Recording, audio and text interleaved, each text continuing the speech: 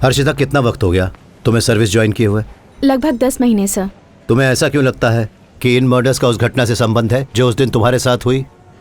Honestly मुझे नहीं पता सर, बस मन से आवाज आई, माय गट फीलिंग। मैं बताता हूँ कि तुम्हें इन दोनों घटनाओं में कुछ संबंध आखिर क्यों लगता है। सर, उस दिन जब तुमने उस लड़की की मदद करनी चाहिए तो उसने किस तरह से जवाब दिया? नहीं, तुम मेरी मदद नहीं कर सकती। ओके, उसने मेरी कहने के बजाय हमारी कहा। जी सर। जैसे उसकी जुबान फिसली, तुम्हें उससे एक संकेत मिला कि वो लड़की उस समय वहां अकेली नहीं है, उसके साथ कोई और भी वहां मौजूद है। उस समय तुम्हारा ध्यान उस पर नहीं गया, पर जब तुमने उन 3 लाशों को एक समान दूरी पर पड़े देखा, तब उस लड़की ने तुम्हारे सामने जो हमारी शब्द बोला था, तुमने उसे क्राइम सीन के साथ जोड़ दिया। That's what happened. सर, जैसे ही वो दरवाजा खोलकर अंदर आई, उसने कांच के पार्टीशन से बाहर की तरफ देखा, जैसे कोई उसका पीछा कर रहा हो, है ना? Right sir. हर्षिता, तुमने उस कांच के बाहर देखने की कोशिश की? नहीं सर। तो जाओ, जाकर देखो। क्या तुम दूसरे के नजरिए से चीजें नहीं देखना चाहोगी? एक काबिल पुलिस वाले को यह करना चाहिए। Just go and see. Sir,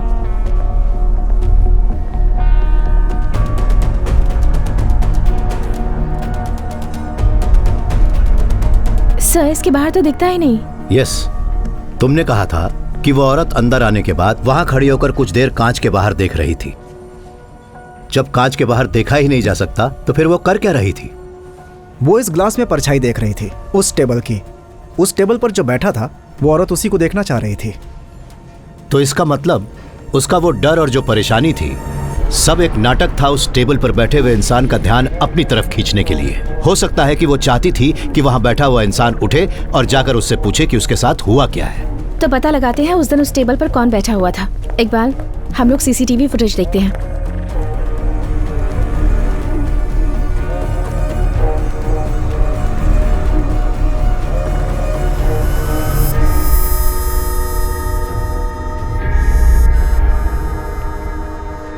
sir, इस सीसीटीवी फुटेज में तो यस, इट्स मी। काफी दिनों से अक्सर मैं यहाँ रात को 8:30 बजे आता हूँ, डिनर करके 9:30 बजे तक चला जाता हूँ। उस लड़की ने यह सब नाटक शायद इसलिए किया क्योंकि उसे मेरी इस रूटीन के बारे में पता था। शायद वो चाहती थी कि मैं कुछ रिएक्शन दूं, पर ऐसा कुछ भी नहीं हुआ। पर क्यों सर? मालूम नहीं क्यों। हर्षिता, तुम्हें उसके बारे में और क्या याद है?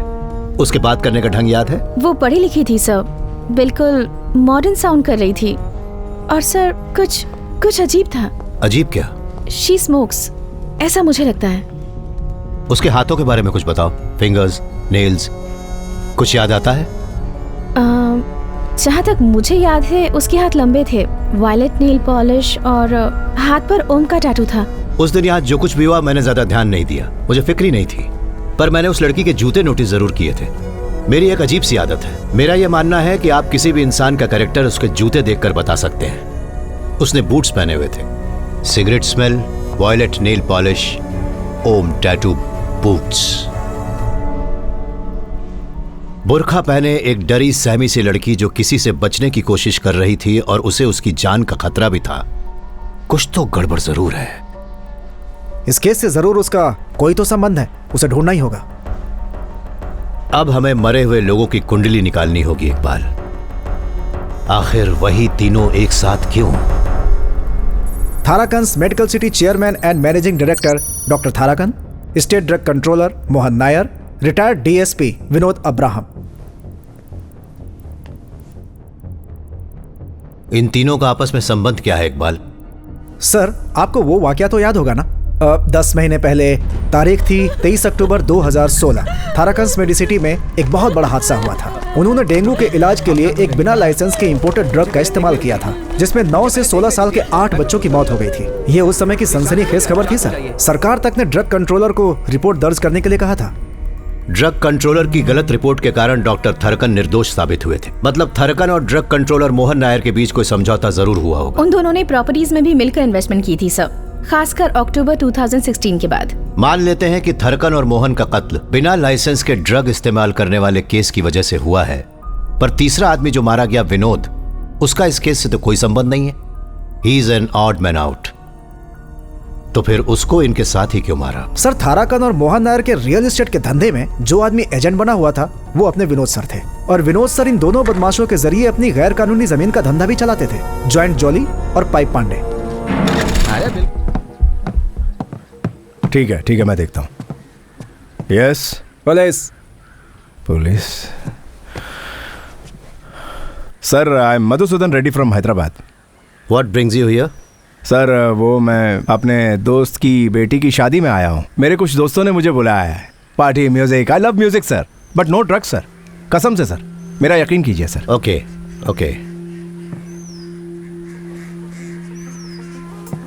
आई will take a picture. Sure sir. Thank you.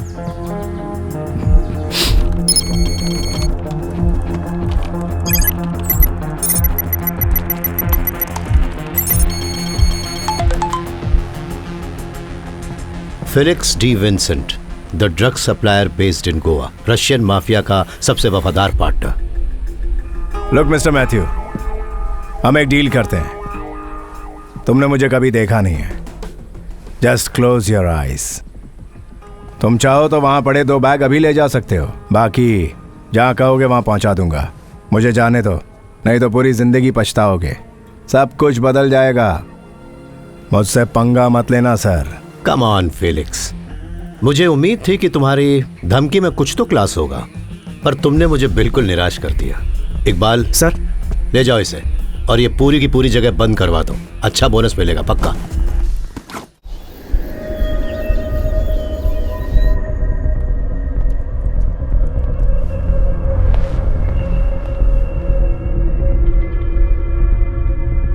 बिना मेरे सवालों का जवाब दिए तुम कब तक इस तरह से बैठे रहोगे फेलिक्स? ये एक ऐसी जगह है जिसके बारे में ज्यादा लोग नहीं जानते। तुम यहां आसानी से आ नहीं सकते, तो तुम यहां से जाओगे कैसे? आपकी धमकी में क्लास है। सर थोड़ी देर वॉक लेकर आइए ना, तब तक मैं पूछताछ करता हूँ ना इससे। मेरी पूछताछ का स्टाइल बिल्कुल क्लासी नहीं होता, देसी होता है। केरला में जगह जगह पर माल पहुंचाना, तुम्हारा यहां का सारा dealer network, raw material sourcing, मुझे उन सब की जानकारी चाहिए। बिना बताए यहां से निकल नहीं पाओगे। मुझे यहां से जाने की कोई जल्दी नहीं है। Actually I like this place.